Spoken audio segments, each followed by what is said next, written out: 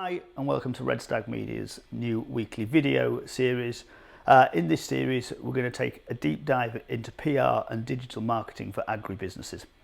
My name is Nick Glaves. I am the Managing Director and Founder of Red Stag Media. My personal background is that I was a journalist and a business journalist for a busy daily newspaper for a number of years before going into PR around 10 years ago. What I found was that I really enjoyed communications and the journey I went on in PR, but what I really wanted to do was work in the sectors and industries that I was passionate about, essentially. And that for me has always been agribusiness, agriculture and the wider rural economy. So that's really why Red Stag was born. Now we work with a portfolio of large UK agribusinesses and also some international businesses. In this video series, we're going to take a look at PR and digital marketing for agribusinesses. We're going to start with the fundamentals, and along the way you're going to hear from different members of the Red Stag team talking about their particular areas of expertise. So by the time we get to the end of it, we will hopefully have given you a sort of comprehensive insight into PR, digital marketing, and how that can really help agribusinesses grow. Okay, so we're going to kick off today with PR, which is my speciality. And in a minute, we're going to take a look at how to write an effective press release. But the first question, I suppose, to answer is why PR?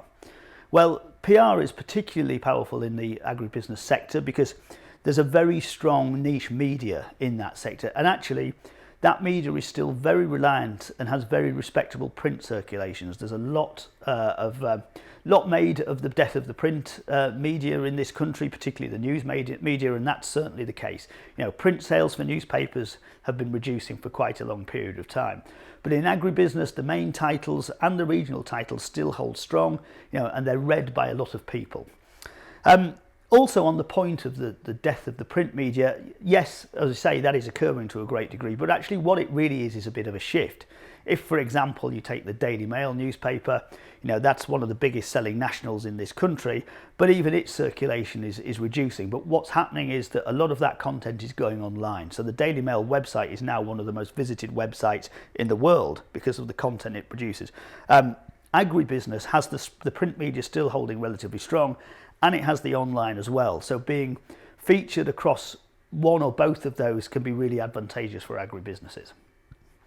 Okay, so let's get into the sort of nitty-gritty, the nuts and bolts of writing a press release. I'm going to give you 10 tips that you can utilize immediately that's going to enable you to be able to sort of improve your press release writing, or if you've never done it before, at least give some good insight into how to get started. The first tip, and probably the most important though, that I want to give you, is to have a story. Now that might seem really obvious, but ultimately what you find with a lot of businesses is that they want to sort of commoditize PR, and their KPIs come down to being a set number of press releases distributed per month. Might be, you know, 2-3 press releases. The problem with that is that realistically you're unlikely to have strong stories that often. It just, you know, it isn't really the case. So what people get into the habit of doing is writing press releases for the sake of it, distributing them, not getting any coverage, but they've ticked a box in relation to we've got our 3 press releases done this week. That's not a great way to approach PR. Really, when you want to look at PR and getting editorial coverage, you want to focus on quality and not quantity. You know, you want to get good stories out there. What makes a good story? Well, to an extent that's subjective. You know, different people find different things interesting. In my experience as a business journalist, I used to get countless press releases which had absolutely no news value in them whatsoever, and I'd get these on a daily basis multiple times. And what I basically did is deleted them. And what you find is that if you take this commoditized approach to press releases, is that you will send them out. Journalists will get wise to the fact that you don't send out very newsworthy releases. And as soon as they see your email drop into their inbox, they'll delete it. They won't even open it. That's what I used to do. And you know, I have many journalist colleagues who say they do the same. So don't get into the habit of writing press releases for the sake of it, because they won't get coverage, and all you'll probably end up doing is annoying journalists. In terms of sort of what makes a story, well, you know, part of a clue is in the word. You know, the first 3 letters of news is new. Something new. For it to have news value, it's got to be something that's new. It's not got to be something that's happened 18 months ago. You know, you can't come into a new company, for example, and look at what they've done historically and start to make press releases out of that, because everybody knows about it. It simply isn't news. The best way to think about this really is to think about what the journalist's readers want to hear, what's interesting to them, because ultimately the goal of the journalist and the aim of the journalist is to write stories that are interesting to the readership. It isn't to promote your business, your products or your services. That's just a fact. They don't exist to do that, they exist to write stories for their readers. Now you might argue that your products are of interest to the readers, and you may well be right, but ultimately they will expect you to buy an advert to raise awareness of those. So you've got to get creative with your angles. And as I say, the best way really to learn how to write news stories or learn what works as news stories is to read the publications you want to get into. Look at the types of stories they're publishing, look at the angles they're using, look at the people they're quoting, analyse those stories, and then you'll start to develop a nose for news, a news sense, and you can take that back and use it in your own press releases. The next tip I want to give you, which is really powerful, particularly in agri, is to use case studies. And this is very often comprises of farmers who use your products, who are happy to go on record saying good things about your products. If you read a lot of the agri media, what you'll find is it's very farmer-led. That's because people want to read about what farmers are doing on farm that's successful. Now, if your product is helping that farmer be successful, you have the basis of a press release. We talked a moment ago about finding the news angle of what's newsworthy. Well, very often affecting a positive change on a farm is something you can use as a source of news. And if your product did that, then that's great. You've got the basis of a good story. But case studies offer different things as well. They offer what's called a third-party accreditation. The difference between advertising, for example, and PR is that advertising is me standing here saying Red Stag Media are great. Now, clearly we are. We're absolutely great, and you should believe that. But if one of our clients told you we were great, you'd be more inclined to believe that than me saying it, who runs the business. And that's what a third-party accreditation is. It's somebody, one of your customers, somebody outside of an organisation saying, yeah, they're fantastic. They really helped me. They do, their products do great things. So that's what case studies give you. The other thing is that fundamentally, because of that trust in that third party, other farmers are much more likely to believe that farmer, and they're therefore more likely to go and investigate your products and actually look at them and potentially even buy them because of that trust that's engendered in the third-party accreditation. So using case studies is great. It's going to give you news in the first place, and it's going to make your products and services and business ultimately more trusted. Point number 3 relates very closely to what we're saying about case studies, but a really good piece of advice is to use data. Now, what I mean by that is if you get your farmer case study lined up, they're going to say great things about your product. They're going to say, oh, it made me more efficient, it made my business more profitable, or it helped me reduce carbon footprint, which obviously everybody's under pressure to do. But that's not enough. What you've got to actually do is get some data and say, well, it made me 12% more efficient, 18% more profitable. And you've got to have some workings behind that. Because if you're going to make claims about your products in the press or to a journalist or wherever that might be, there might come a time where you have to justify that. And you're going to need data to do that. And if you can't justify that, then you might find yourself in a spot of trouble. So having the data to back up your stories is a really, really important thing to have because it lends credibility to what you're saying. And if you're going to go around talking to people in the press, you need that credibility to back that up. Okay, so points 1 to 3 are really about the content of a press release, what to write about. What we're going to move on to now with the next point is essentially how to write. So the first thing I'm going to talk to you about this really is to learn to be concise when you write, and I can't stress this enough. Now, I always often phrase this as be Hemingway, not Proust. Proust, many people consider a genius writer, Marcel Proust, but wrote very long, rambling sentences, often longer than a page in a novel. These things go on forever, and you've really got to think and concentrate to understand what he's trying to say. There's umpteen subclauses. It's really hard going. Some people enjoy that as a challenge, but when it comes to writing the news and telling and getting messages across, that's not what you want. Hemingway, by contrast, his mantra was never waste a word, and that's how he wrote. He wrote in a fashion which was really crafted in newsrooms when he was a journalist growing up and learning to write. And he adopted that way of writing, and in many ways sort of changed American literature by doing so. But he's prone to repeating himself to emphasize points, but ultimately his writing is direct to the point, very robust, and he's a fantastic writer. But if you're going to learn to write, be concise. This actually comes through into your pitching to journalists as well. So we're going to do a separate video on media relations and pitching. But when you sell a story to a reporter, and I don't mean sell it in the financial sense, but when you try and sell it in, you need to be concise as well. You need to get the main sort of news angles of that piece across to generate their interest. If you can't do that by being concise, they're busy people. They're going to put the phone down on you. Perhaps not literally, but they're going to stop listening. So, learning to be concise in your writing and pitching is a really, really important fact. That moves me on to the sort of structure of the press release as a whole. Now, when we write press releases and when we write news stories, which have an immense amount in common, they should be written in a very similar style. What we do is we write these in what's called an inverted triangle. Now, I have a colleague here at Red Stag Media called Ben, and I won't give you his surname because obviously I don't want to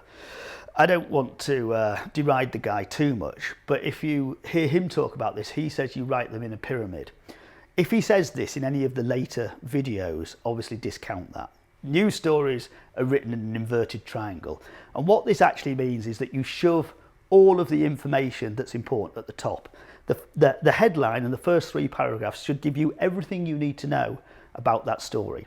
If the reader doesn't know the full story by the end of the 3rd par, you haven't written it in the right style, essentially.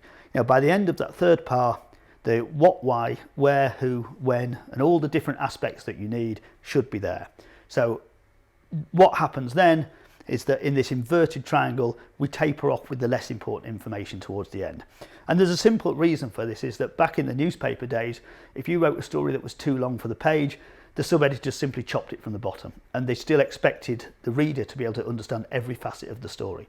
That's really where it comes from. So write in an inverted triangle, get the important bits at the top. The next bit, we've talked about getting the information across, but then we're going to move on to the quotes, and all press releases should have quotes from relevant people. So in the case of something that we're talking about, it might be the farmer in the farmer case study and the managing director or another important person from the company. They need to give insight. And what quotes really do is they give human insight into the top of the story, which explains what's going on. So you've got what's gone on at the top, and then you've got the quotes, which basically expand upon that, analyse that, give reaction to that. And that's what the quotes are for.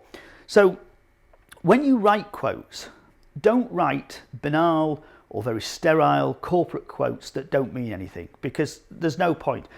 What you actually want to do is write quotes that are human, that sound human, that read in a human way, and that actually the reader will believe a human actually said. Because don't forget that what we're trying to do by writing quotes is essentially mimic what the person might have said to a journalist had the journalist have interviewed them. That's ultimately what we're trying to achieve. And you could even take that one step further and say that there's that you need to suspend your disbelief almost when reading these things and believe that the journalist did interview that person, because that's ultimately what they're trying to achieve. So, okay, you might say there's a bit of smoke and mirrors going on there, but ultimately, if you want those quotes to be used, make them sound human. Don't go with some sterile corporate quotes, because they sound awful, and any journalist worth their salt won't use them. Point number 7. Don't go overboard with the superlatives. Don't talk about your product as being awesome all the time, or market leading, or revolutionary, or all of those different things. First of all, the chances are, to be brutally, it isn't. There are some products like that, admittedly, but most of the time they're not. And if you overdo all the superlatives, it sounds contrived, it sounds like you're trying too hard, it puts people off, and it sounds like you're trying to spin something and make it sound better than it actually is. Believe it or not, that's actually not the role of PR. The role of PR is to get information out there that's valuable and useful to the business and useful to the end reader, but it's not to spin things and tell mistruths. The information you put out should be truthful, and don't try and over-egg it, because people will see straight through it. Definitely journalists, who very often are a cynical bunch. Point 8 is a really important one, and some might argue it needed to be further up the list, but one thing that you really must do is always send out a photograph with your press releases. Now, really, this photograph wants to contain people. Don't just, if you're talking about a new crop, cereal crop input, don't just send out a picture of a wheat field, or actually get some people into it. And ideally, the people you want, if we go back to what we said about farmer case studies, you want a picture with them in, and you want the relevant person from the business. So if you did quote the MD from the business, get that farmer get that MD, stick them together in the field of wheat, and get those people in there, because what you want to do is marry up who's quoted with who's in the picture, because that gives a visual and human aspect to the story as well. Also, it's great for sort of building personal branding for the people in the business. If you get stories out into the media, they get widespread distribution, people see who the MD is, they get familiar with him, that's great for building relationships. But make sure that you couple those two together. The people quoting the story and the people in the picture. Always include a picture. Every press release you send out, include a picture. There's really never a reason not to send a picture with a press release, and very often that will help it get coverage anyway, because if you send a great press release but there's no picture with it, very often it won't get used, because somebody will have sent a story which maybe isn't quite as good, but they've sent a great picture with it, and that fills the page for the journalist. So always include a picture. Point 9 is always include your contact details.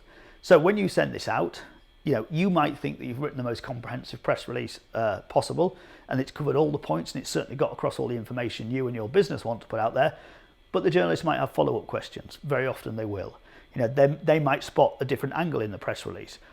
They might just want some points in the press release expanded upon. So include your contact details so they can get in contact. And as I said earlier, we're going to do a video on media relations in this series. But if they do get in contact, do everything you can to help them out and to get the information they need, because there's nothing worse than thinking you've got a good press release here, but I haven't got all the information I want to write a story on it, and you go back to the person who sent you the press release, and you don't hear from them again, because it's really annoying. And also, for you, it might mean that your story's dropped. So, don't try to sort of control the whole process. If a journalist gets in touch, actually help them out.